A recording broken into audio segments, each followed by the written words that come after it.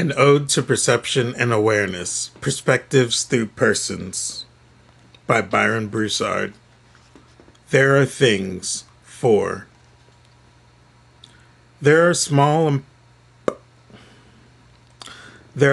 sounds of pops and crackles over the AM radio as I drive through winding roads between snow-covered mountaintops. To my right sits the woman who has joined me on my journey. She looks homely and familiar, with black curly hair that brushes over her shoulders and light brown eyes that seem to smile. A red car passes us going the opposite direction on the 2-lane highway. I watch it disappear in the mirror behind a curve that seems like a wall against a cliff.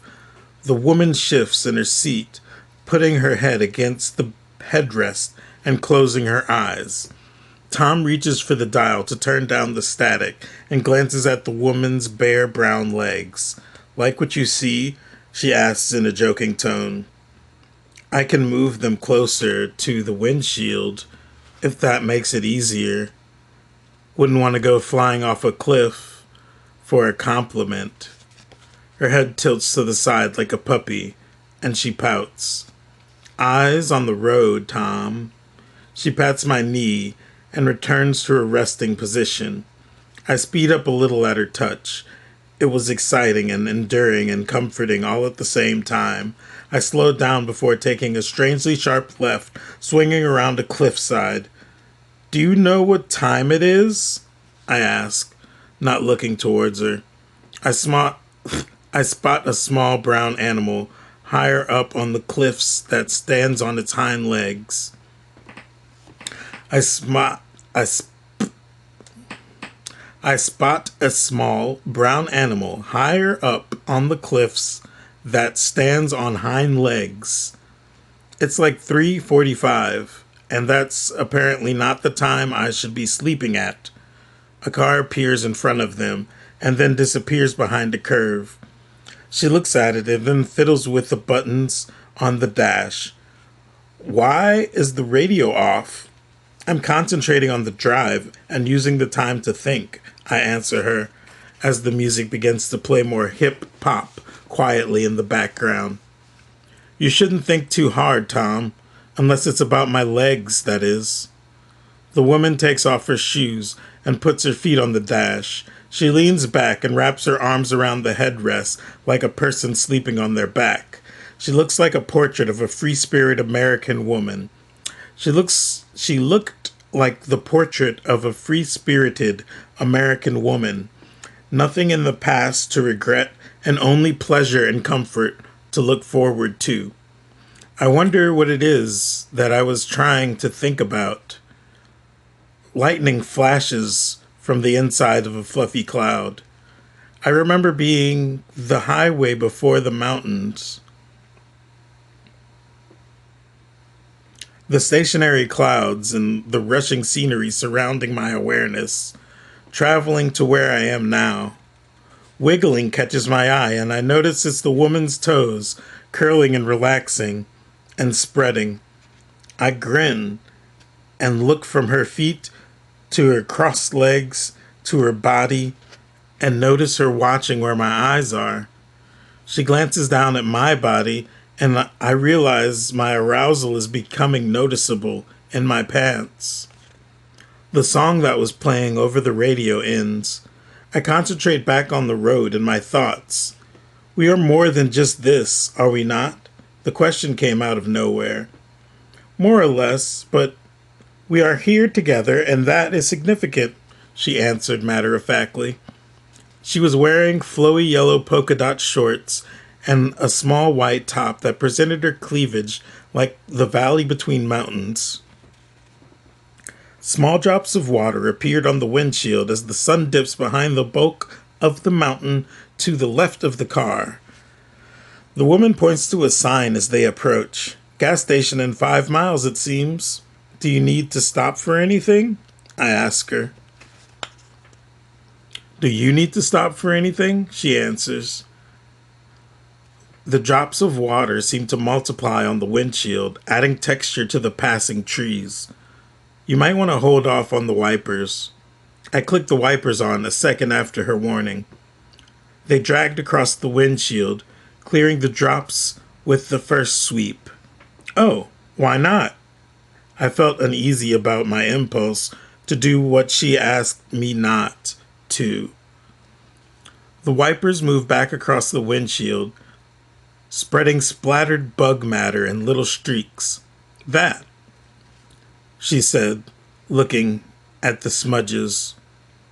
The continued drops and streaks of bugs made for quite the distraction. I slowed down significantly and tried to confidently see the road. A flash of lightning is shown through a fluffy cloud above them. Gas station isn't far. Would you like to watch me wash the car? The woman teased. I smiled at her. I'd like that. There are a flock of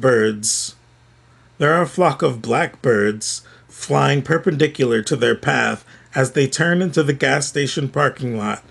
The gas station is between patches of flat land along the mountainside. It's small and brown and looks like a place that existed for decades. I park next to a pump and turn off the land yacht Lincoln. We unbuckle our seatbelts and the woman cheers. Go team! She opens the door and bounces out like a cheerleader. I watch her as she skips to the windshield cleaner. She makes a show of dipping the handle in the cleaning solution before seductively walking to the driver's side of the Lincoln.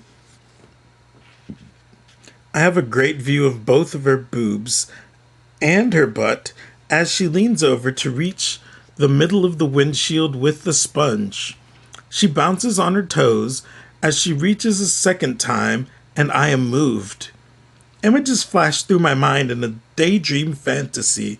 I can see and feel my hands on her body, pulling her hair, mounting her from behind. I see her face contort in the ecstasy of mutual pleasure and the fantasy, all while my eyes are open and looking at her tease me through the window.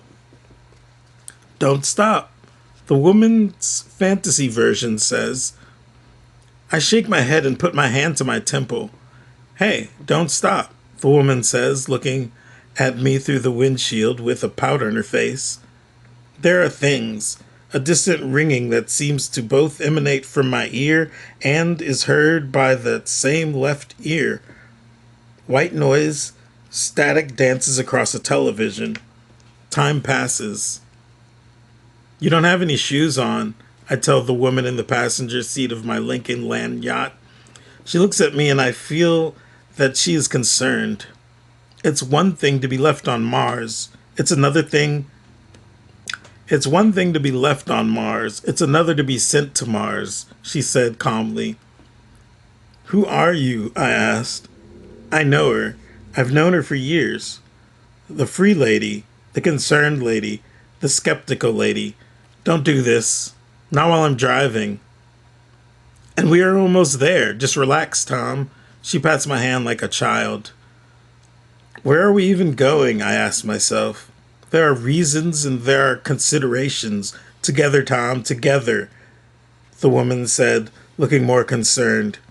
I feel the car accelerate. My brows furrowed. I thought about thinking. A flash of lightning streaked out from the clouds. Thunder was not long after.